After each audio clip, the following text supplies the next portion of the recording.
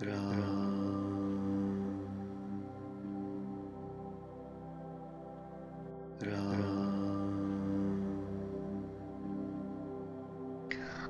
लोग बारात को लिवा लाए। उन्होंने सबको सुंदर जनवासे ठहराने को दिए। मैना ने शुभ आरती सजाई और उनके साथ की स्त्रियां उत्तम मंगल गीत गाने लगी। सुंदर हाथों में सोने का थाल सुशोभित है। इस प्रकार मैना हर्ष के साथ शिवजी का परछन करने चली। जब महादेव जी को भयानक वेश में देखा तब तो स्त्रियों के मन में बड़ा भारी भय उत्पन्न हो गया।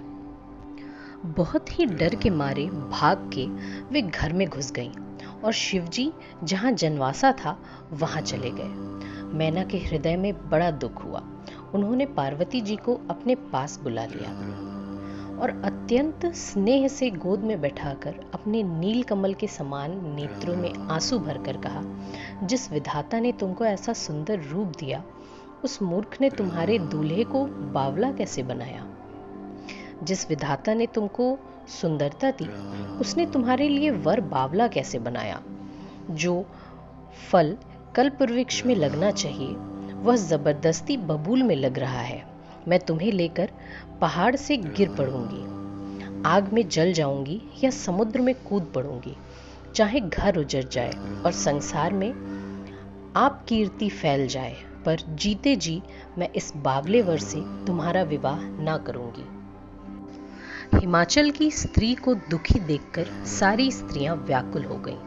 मैना अपनी कन्या के स्नेह को याद करके विलाप करती, रोती और कहती थी, मैंने नारद का क्या बिगाड़ा था, जिन्होंने मेरा बसता हुआ घर उजाड़ दिया और जिन्होंने पार्वती को ऐसा उपदेश दिया कि जिससे उसने बावले वर के लिए तप किया। सचमुच उनके न किसी का मोह है, न माया, न उनके धन है, न घर है और न स्त्री ही है। वे सबसे उदासीन हैं।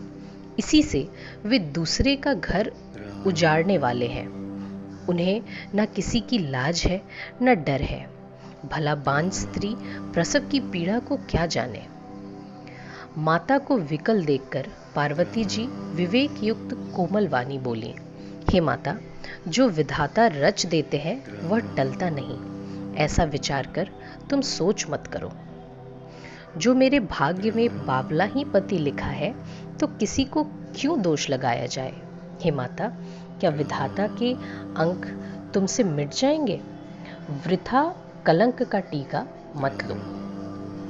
हे माता, कलंक मत लो, रोना छोड़ो। यह अवसर विषाद करने का नहीं है। मेरे भाग्य में जो दुख सुख लिखा है उसे मैं जहां जाऊंगी वहां पाऊंगी। पार्वती जी के ऐसे विनय भरे कोमल वचन सुनकर सारी स्त्रियां सोच करने लगी और भली भांति से विधाता को दोष देकर आंखों से आंसू बहाने लगी। इस समाचार को सुनते ही हिमाचल उसी समय नारद जी और सप्तऋषियों को साथ लेकर अपने घर गए। तब नारद जी ने पूर्व जन्म की कथा सुनाकर सबको समझाया कि हे मैना, तुम मेरी सच्ची बात सुनो। तुम्हारी यह लड़की साक्षात जग जननी भवानी है। ये अजन्मा, अनादि और अविनाशिनी शक्ति है। सदा शिव जी के अर्धांग में रहती है। यह जगत की उत्पत्ति, पालन और संहार करने वाली है और अपनी इच्छा से ही लीला शरीर धारण करती है। पहले ये दक्ष के घर जाकर जन्मी थी। तब इनका सती नाम था। बहुत सुंदर शरीर पाया था। वहां भी सती शंकर जी से ही ब्याही गई थी। यह कथा सारे जगत में प्रसिद्ध है। एक बार इन्होंने शिवजी के साथ आते हुए रघुकुल रूपी कमल के सूर्य श्री रामचंद्र जी को देखा। तब इन्हें मोह हो गया और इन्होंने शिवजी का कहना ना मानकर भ्रमवश सीता जी का वेश धारण कर लिया। सती जी ने जो सीता का वेश धारण किया, उसी अपराध के कारण शंकर जी ने उनको त्याग दिया। फिर शिवजी के वियोग में ये अपने पिता के यज्ञ में जाकर वहीं योगाग्नि से भस्म हो गईं। अब इन्होंने तुम्हारे घर जन्म लेकर अपने पति के लिए कठिन तप किया है, ऐसा जानकर संदेह छोड़ दो। पार्वती जी तो सदा ही शिव जी की प्रिय अर्धांगिनी है। तब नारद के वचन सुनकर सबका विषाद मिट गया और क्षण भर में यह समाचार सारे नगर में घर घर फैल गया। तब मैना और हिमवान आनंद में मग्न हो गए और उन्होंने बार बार पार्वती के चरणों की वंदना की। स्त्री, पुरुष, बालक, युवा और वृद्ध, नगर के सभी लोग बहुत प्रसन्न हुए। नगर में मंगल गीत गाए जाने लगे और सबने भांति भांति के स्वर्ण के कलश सजाए। पाक शास्त्र में जैसी रीति है उसके अनुसार अनेक भांति की ज्योनार हुई। जिस घर में स्वयं माता भवानी रहती हो वहां की ज्योनार का वर्णन कैसे किया जा सकता है। हिमाचल ने आदर पूर्वक सब बारातियों को विष्णु, ब्रह्मा और सब जाति के देवताओं को बुलवाया। भोजन की बहुत सी पंगतें बैठी। चतुर रसोइये परोसने लगे। स्त्रियों की मंडलियां देवताओं को भोजन करते जानकर कोमल वाणी से गालियां देने लगी। सब सुंदरी स्त्रियां मीठे स्वर में गालियां देने लगी और व्यंग भरे वचन सुनाने लगी। देवगण विनोद सुनकर बहुत सुख अनुभव करते हैं, इसलिए भोजन करने में बड़ी देर लगा रहे हैं। भोजन के समय जो आनंद बढ़ा वह करोड़ों मुंह से भी नहीं कहा जा सकता। सबके हाथ मुंह धुलवाकर पान दिए गए। फिर सब लोग जो जहां ठहरे थे वहां चले गए। फिर मुनियों ने लौटकर हिमावन को लग्न सुनाई और विवाह का समय देखकर देवताओं को बुला भेजा। सब देवताओं को आदर सहित बुलवा लिया और सबको यथा योग्य आसन दिए।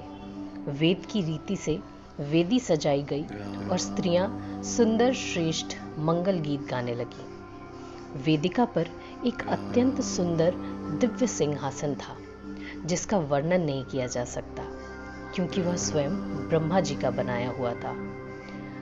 ब्राह्मणों को सिर नवाकर और हृदय में अपने स्वामी श्री रघुनाथ जी का स्मरण करके शिवजी उस सिंहासन पर बैठ गए।